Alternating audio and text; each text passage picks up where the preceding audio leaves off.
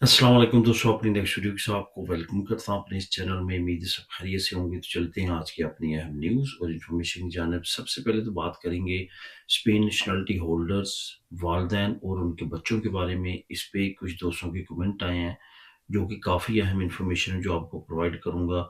इसको आपने गौर से सुनना। उसके बाद स्पेन लीगल होने वालों पर लिमिट लगने का एक खतरा है। किन की तरफ से ये बयान आया और क्या सोच रहे हैं और क्या कर सकते हैं आने वाले वक्त में, इस पे बात करेंगे। उसके बाद ओवरसीज पाकिस्तानियों के लिए एक अच्छी खबर है कि आपको एक नई सहूलत जो है वो मुयसर होने लगी है, इस पे बात करेंगे। उसके बाद 10,000 यूरो हासिल करने का एक मौका, इसको कवर करूंगा वीडियो के आखिर में। तो दोस्तों, वीडियो की डिटेल्स की तरफ जाने से पहले आपको बताता चलूं कि कौन कौन से लिंक आपको नीचे डिस्क्रिप्शन में मिलेंगे जिनको क्लिक करके आप खुद भी रीड कर सकेंगे। एक तो स्पेन लीगल होने वालों पर जो लिमिट लगने का खतरा है, इसका लिंक नंबर 1। ओवरसीज पाकिस्तानियों के लिए जो अच्छी खबर है, लिंक नंबर 2।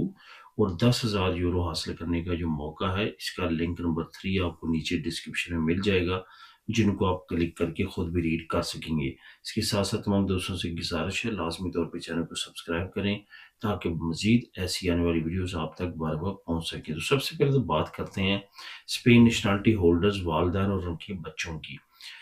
जैसे कि आप जानते हैं कि हमारी बहुत बड़ी एक कम्युनिटी की तादाद है जो कि स्पेन का पासपोर्ट लेने के बाद थर्ड कंट्रीज में जा चुकी है। फॉर एग्जांपल, अगर यूरोपीय यूनियन की बात करें तो यहाँ पे जो यूरोपीय यूनियन के अंदर शेंजन स्टेट्स हैं, जिसमें टॉप पे जर्मनी है, उसके बाद आयरलैंड है, उसके बाद स्कैंडिनेवियन कंट्रीज हैं जिसमें डेनमार्क है, स्वीडन है, उसके साथ साथ नॉर्वे है और फिनलैंड है। ये जो 4 स्कैंडिनेवियन कंट्रीज हैं, वहाँ पे भी अच्छी खासी तादाद जो है वो स्पेनिश लोगों की यहाँ से, जो देसी स्पेनिश है, वो नेशनलिटी लेके वहाँ पे गए हैं और उन्होंने अपनी फैमिलीज को, कुछ ने यहाँ से ट्रांसफ़र किया और कुछ ने अपनी स्पेनिश नेशनलिटी की बेस पे उनको डायरेक्ट उन कंट्रीज में बुलवाया है। अब यहाँ पे जो बहुत ज़्यादा अहम एक क्वेश्चन पूछा जाता है कि हमारे वहाँ पे बच्चे हैं और कुछ के पास रेजिडेंसी कार्ड, जो यहाँ से गए हैं उनके पास तो है, लेकिन जो वहाँ पे डायरेक्ट आए हैं, वो उनके लिए क्या करना चाहिए। उन्होंने वो अगर अपने बच्चों को सेम वही स्टेटस दिलवाते हैं, यानी कि स्पेन नेशनलिटी उनके पास है, बच्चों को भी नेशनलिटी दिलवाना चाहते हैं या कुछ और पेपर वर्क करना चाहते हैं नेशनलिटी से रिलेटेड, तो वो किस तरह अपने बच्चों को वो सहूलतें प्रोवाइड कर सकते हैं जो कि उनके पास हैं। अब यहाँ पे सबसे अहम चीज़ जो है वो आपने एक अपने ज़हन में बिठा लेनी है कि आपने अपने ज़हन से ये बिल्कुल निकाल देना है कि आपके पास पाकिस्तानी नेशनलिटी है। पाकिस्तानी नेशनलिटी को बिल्कुल आपने एक साइड पे रख देना है और फिर आपने इस वर्क के बारे में सोचना है। अब आपके पास स्पेन की नेशनलिटी है, आपका कोई भी सरोकार पाकिस्तान की नेशनलिटी के साथ नहीं है। अब मैं यहाँ पे एग्जांपल दूंगा, जब आप फर्स्ट टाइम स्पेन में आए थे तो उस वक्त सिर्फ आपके पास पाकिस्तानी नेशनलिटी थी। अब पाकिस्तानी नेशनलिटी पे आप कुछ भी यहाँ पे करना चाहते थे तो आप किससे रब्ता करते थे? आप अपनी पाकिस्तानी एम्बेसी या पाकिस्तानी कौंसलेट से रब्ता करते थे और वहाँ पे वो आपको बताते थे आपने क्या करना है। फॉर एग्जाम्पल, आपने नादरा का आईडी कार्ड रिन्यू करवाना है या नया बनवाना है, आपने पाकिस्तानी पासपोर्ट एक्सपायर हो चुका है वो आपने रिन्यू करवाना है, आपने कोई अथॉरिटी लेटर बनवाना है, भेजना है अपनी फैमिली को आपकी प्रॉपर्टी के लिए, कोई भी काम वहाँ पे करने के लिए, जिसको हम अपनी ज़बान में मुख्तारनामा बोलते हैं, तो उसके लिए भी आपने अपनी पाकिस्तानी एम्बेसी या कौंसलेट से रब्ता करना है। अब जब आपके पास स्पेन की नेशनलिटी है, आपने इसी तरह कंसीडर करना है जिस तरह आप पहली मरतबा पाकिस्तान से यहाँ स्पेन में आए थे तो आप तमाम मामलात अपने पाकिस्तानी एम्बेसी या कौंसलेट से करवाते थे। इसी तरह से अब जो थर्ड कंट्रीज में जा चुके हैं, यानी कि स्पेन की नेशनलिटी लेके कोई यूके जा चुका है, कोई आयरलैंड जा चुका है, कोई स्कैंडिनेविया में जा चुका है, जर्मनी में जा चुका है, तो अब वहाँ पे उन्होंने अपने आप को सेम उसी तरह ट्रीट करना है जिस तरह वो यहाँ पे पहली मरतबा आए थे तो उन्होंने पाकिस्तानी एम्बेसी या कौंसलेट से रब्ता किया था। अब आपने क्या करना है, कोई भी मामला हो आपके बच्चों से रिलेटेड, आपकी फैमिली से रिलेटेड, इवन आपसे रिलेटेड, तो आपने वहाँ पे स्पेन की जो एम्बेसी और कौंसलेट है उससे रब्ता करना है। वो आपको तमाम गाइडलाइन दे देंगे कि आपने क्या करना है। अगर बच्चों का आपने वहाँ पे नेशनलिटी वहाँ पे बैठ के उनके पास करवानी है उन कंट्रीज में, वो भी हो सकता है। अगर आपने कुछ और मालूमात लेनी है वो भी हो सकता है। जो नहीं हो सकता उसका मैं बारहा वीडियो में बता चुका हूँ, एक मरतबा फिर रिपीट कर देता हूँ कि आपका जो पासपोर्ट है वो आउट ऑफ स्पेन रिन्यू हो सकता है क्योंकि वो सफरी दस्तावेजात हैं। लेकिन जहाँ पे आपको ये बताता चलूँ कि जो आईडी कार्ड हैं, जो दनी है, वो किसी सूरत भी ऐसा मुमकिन नहीं है। वो आपने लाजमी तौर पे स्पेन की टेरिटरी जो है वो इस्तेमाल करनी है। टेरिटरी के अंदर कोई भी आपको कमिसारिया मिलेगा पुलिसिया नेशनल का, वहाँ पे आप जो है उसको रिन्यू करवा सकते हैं। आउट ऑफ द स्पेन आप उसको रिन्यू नहीं करवा सकते, ये बात कन्फर्म है। इसके अलावा कोई भी और मामलात हों तो वहाँ पे आप जो स्पेन की एम्बेसी और कौंसलेट है उसको साथ लाजमी तौर पे आप रब्ता करें। अब दोस्तों बात करते हैं कि स्पेन लीगल होने वालों पर लिमिट लगने का जो खतरा है, ये न्यूज़ कहाँ से आई है। इसका लिंक नंबर 1 मैं आपको नीचे प्रोवाइड कर रहा हूँ। आप उसको क्लिक करेंगे तो खुद रीड कर लेंगे। एक चीज़ तो 99% कन्फर्म है कि जिस तरह से पकड़-धकड़ करके पिसोए ने इस मर्तबा अपनी सेकंड टर्म के लिए हुकूमत बनाई है, आने वाले वक़्त में इसके चांसेस बहुत कम है।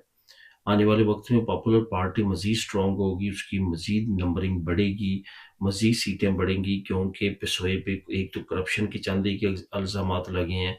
दूसरा यहाँ पे एक कम्युनिटी मौजूद है जो कि इमिग्रेंट्स के मामलात में जो इस वक़्त के प्राइम मिनिस्टर हैं या पिसोए जमात है, उनके नज़रियात को और उनके कवानीन को अच्छा नहीं समझते। तो वो वोट बैंक भी पिसोए से हो सकता है कि दूसरी जमातों की तरफ जाए और उसमें जो उनकी फेवरेट जमात हो सकती है वो पॉपुलर पार्टी यानी कि पीपी हो सकती है या वोक्स भी हो सकती है। इस वक्त दोनों को सेम कंसिडर करें क्योंकि ये दोनों मिल के मुख्तलिफ काम इस वक्त कर रहे हैं अगेंस्ट इमिग्रेंट्स और बाकी मामला। तो उनकी तरफ से जो पॉपुलर पार्टी के इस वक्त सरबराह हैं उनकी तरफ से एक बड़ा बयान सामने आया जो नीचे लिंक नंबर 1 में आपको मिल जाएगा। उनका कहना है कि हम जो अरैगो के जरिए शॉर्टकट ढूंढने के लिए स्पेन में आते हैं लीगल होने के लिए, हम उनकी लिमिट बरकरार करेंगे। फॉर एग्जांपल 1 साल में इतनी लिमिट से ज़्यादा हम अराइगो नहीं देंगे। 1 महीने में इतनी लिमिट से ज़्यादा हम अराइगो पास नहीं करेंगे। मतलब ये कि वो जब लिमिट पूरी हो जाएगी बाकी जो लोग रहेंगे वो अप्लाई करेंगे भी तो उनको नहीं मिलेंगे। तो इस तरह के जो काम है वो करने के बारे में पॉपुलर पार्टी ने पहले ही बयानबाजी शुरू कर दी है। इससे साबित होता है कि आने वाले वक्त में कुछ इस तरह के मामलात होने वाले हैं। इसी वजह से मैं बार-बार कहता हूँ जिन लोगों का टाइम पूरा हो चुका है, जिनका नहीं हुआ उनकी तो मजबूरी है। जिनका पूरा हो चुका है वो अपना फुल फोकस जो है वो पेपर लेने पे करें। अभी पेशोई की हुकूमत है, उनको ज़्यादा चांस हैं कि ईज़िली पेपर मिल जाएँगे। इसके साथ-साथ अगर किसी ने स्पेन की नेशनैलिटी अप्लाई करनी है, उसके पास भी टाइम है। वो भी कोशिश करे कि इस हुकूमत के अंदर-अंदर अपने पेपर निकाले, अपना पासपोर्ट निकाले ताकि उसको आने वाले वक़्त में जो खतरनाक किस्म के अगेंस्ट टू इमिग्रेंट्स लॉ आ सकते हैं, उनसे वो अपने आप को बचा सके। अब दोस्तों बात करते हैं ओवरसीज़ पाकिस्तानियों के लिए एक अच्छी खबर की। ओवरसीज़ पाकिस्तानियों के लिए नादरा ने एक अच्छी खबर अनाउंस की है। नादरा ने कहा मैं पूरी ऑल ओवर द वर्ल्ड जहाँ-जहाँ पे ज़्यादा ओवरसीज़ पाकिस्तानी है वहाँ पे अपने नए सेंटर्स ओपन हो करने जा रहे हैं। जिन कंट्रीज़ का उन्होंने सबसे पहले नाम लिया है वो 4 कंट्रीज़ हैं, जिसमें कनाडा शामिल है। कनाडा में नादरा जो है अपना सेंटर ओपन करने जा रहा है, जिसमें अब आपको आईडी कार्ड रिन्यू करने में कुछ भी मामला नादरा से होंगे उसको करने के लिए प्रॉब्लम नहीं होगी। इन सेंटर्स में आप जाके कर सकते हैं सेम लाइक इसी तरह जिस तरह पाकिस्तान में नादरा के सेंटर्स हैं। और दूसरा इटली में अनाउंस कर दिया गया है। वो इटली में इस वजह से अनाउंस किया गया कि इटली में ओवरसीज़ पाकिस्तानी अगर देखे जाएँ, यूरोप में पहले कभी यूके जब यूरोपीय यूनियन का मेंबर था तो नंबर 1 सबसे ज़्यादा ओवरसीज़ पाकिस्तानी यूरोप की अगर बात करें तो वो यूके में थे। लेकिन अब यूके क्योंकि नहीं रहा तो दूसरे नंबर पे इटली था।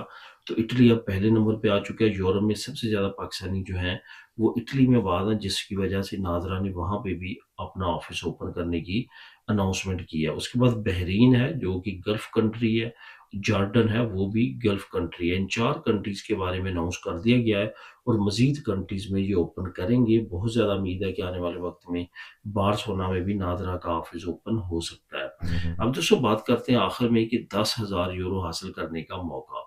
10,000 यूरो के बारे में जो बेलेरियस एक एरिया है स्पेन का, वहाँ की हुकूमत ने अनाउंस किया अगर वहाँ पे हमारी कम्युनिटी रहती है लाजमी तौर पे उसको ये फ़ायदा जो है वो अवेल करना चाहिए।